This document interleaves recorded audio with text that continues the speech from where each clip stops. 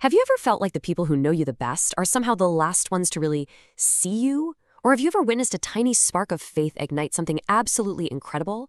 Well, today we're jumping right into a chapter in the book of Mark that has all of that and more. We're talking rejection, miracles, a dark story from a king's court, and a final question that's really going to stick with you. So let's get into it, a visual journey through Mark chapter 6. All right, so we're going to walk through 6 major scenes, one right after the other.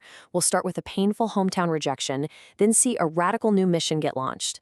From there, we'll witness a king's dark deed, followed by an impossible miracle of feeding thousands, a terrifying night on the water, and finally, a tidal wave of healing. Okay, so first up, the homecoming. Jesus is heading back to Nazareth.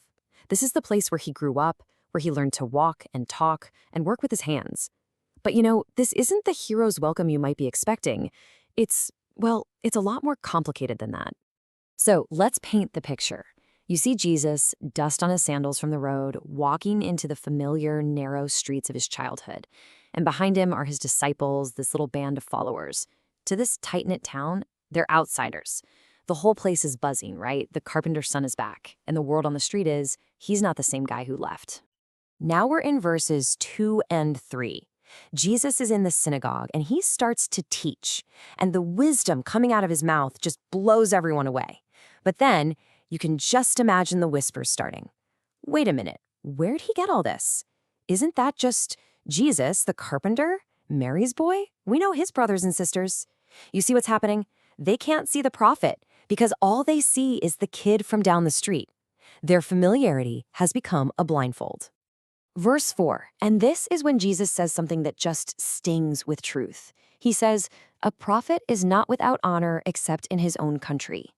I mean, have you ever felt that? The sense that the people who should believe in you the most are maybe the ones who doubt you the most? That's the heart of what Jesus is feeling in this exact moment. And verses 5 and 6, this is where it gets really powerful. The text says Jesus could do no mighty work there. It's not that he refused to. Is that their doubt was like a physical wall, blocking the very power that was there to help them. And get this, it says he marveled at their unbelief. It was so profound, it actually left him amazed. But that rejection doesn't stop Jesus. You might think he'd retreat, but instead, it seems to fuel him. He doesn't shrink his mission, he expands it. He gathers his 12 closest followers and basically tells them, all right, your turn. So in verses 7 through 9, he sends them out, 2 by 2, with a very specific set of rules. And the packing list is fascinating, mostly for what's not on it. He tells them, leave the bag, the bread, the money, even an extra coat. All you get is a staff and the sandals on your feet. Why? Because this mission isn't about their own resources. It's a crash course in total, radical dependence. Then, in verses 10 through 13, he gives them an exit strategy. He says if a town won't listen, just shake the dust off your feet as you leave. Now, to us, that sounds kind of mild, but back then, that was a powerful, symbolic gesture. It was like saying, we did our part. Your response is on you now. And with those instructions, they go out and they do amazing things, preaching, healing, and changing lives. Okay, now the camera suddenly cuts away. Imagine the scene shifting dramatically, from the dusty, sun-baked roads of Galilee to the cold, paranoid, torch-lit halls of a king's palace. Verses 14 to 16. The news about Jesus and his disciples finally reaches the ears of King Herod. But Herod doesn't hear about some new teacher. No, his guilty conscience hears the footsteps of a ghost. His immediate, terrified reaction is, it's John the Baptist, the man I had beheaded. He's come back from the dead? So why did Herod kill John? Verses 17 to 20 give us the twisted backstory. You had this weak king, Herod, who was actually fascinated by John. He knew John was a good man and even protected him for a while. But his wife, Herodias, absolutely despised John for publicly calling out their unlawful marriage. She was holding a grudge, just waiting for her moment. And that moment arrives in verses 21 to 23. It's Herod's birthday dash. His stepdaughter comes out and dances for him and all his important guests. And Herod, probably full of wine and pride, makes this ridiculously grand promise to her. Ask for anything you want, up to half my kingdom, and it's yours. He has absolutely no idea what a catastrophic mistake he's just made. So, in verses 24 to 28, the girl runs to her mother, who tells her exactly what to ask for. She comes back and says, "I want the head of John the Baptist on a platter right now." The king is horrified. He's sick to his stomach, but he's trapped by his own public oath, his own pride. He can't back down. And so a soldier is sent, and the unthinkable, grisly deed is done. All right, let's pull away from that darkness, because the story snaps right back to Jesus. His disciples are returning from their mission, and they're about to walk straight into a logistical nightmare that will become one of the most famous miracles in history.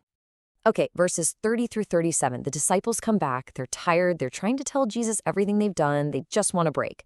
But this massive crowd has followed them to a remote place. The disciples see a problem that needs to be dismissed. Send them away, they say. But Jesus looks at the crowd and sees them as sheep without a shepherd. Then he turns to his exhausted friends and says the most impossible thing. You give them something to eat. So, in verse 38, they do a quick inventory. What do we got? The result is, well, it's bleak. They find 5 loaves of bread. That's it. Not 5 big baskets, just 5 small, flat loaves. Barely a snack for one family. And to go with the bread, 2 fish, probably small salted fish, like sardines. Can you just picture them holding up this tiny meal? The sheer absurdity of it. It's almost laughable. Now, who are they supposed to feed with this? The Bible says 5,000 men. And that number didn't even include the women and children who were there. We could be talking 10, maybe 15,000 people. It's a stadium-sized crowd. The math simply does not work. But then come verses 39 through 44. With Jesus, you see, the normal rules of math just don't apply. He takes that tiny meal, he gives thanks, and he starts breaking it. And the disciples start distributing it, and it just keeps coming. Not only does everyone eat, they eat until they're completely full. And the best part? When they gather the leftovers, they fill 12 baskets, one for each of the 12 disciples who thought it was impossible. Now you'd think, after a miracle of that magnitude, things would be calm for a bit, right? Well, not exactly. Right after this, Jesus sends the disciples in a boat to cross the Sea of Galilee while he goes up on a mountain to pray. And the night is about to get really intense. So in verses 45 through 49, imagine you're in that boat. It's the middle of the night, a storm has kicked up, and you're rowing against a wind that just won't quit. You're exhausted, you're getting nowhere, and then, through the dark and the spray, you see it. A figure, walking towards you on top of the churning water. Your first thought? It's a ghost, and you scream in terror. But verses 50 to 52 tell us it wasn't a ghost, it was Jesus. He gets in the boat, says, "Take courage, it is I, don't be afraid," and instantly the wind dies down. And the disciples are just completely blown away. The Bible gives us this incredible insight here. It says they were amazed because they had not understood about the loaves. Even after seeing thousands fed, their hearts hadn't quite caught up to the reality of who was right there in the boat with them. And that brings us to the end of our chapter. They finally make it to the other side of the lake. And the reception they get here, well, it is the polar opposite of the rejection Jesus faced back in his own hometown. Check out verses 53 through 56. The second their boat hits the shore, the word spreads like wildfire. Jesus is here.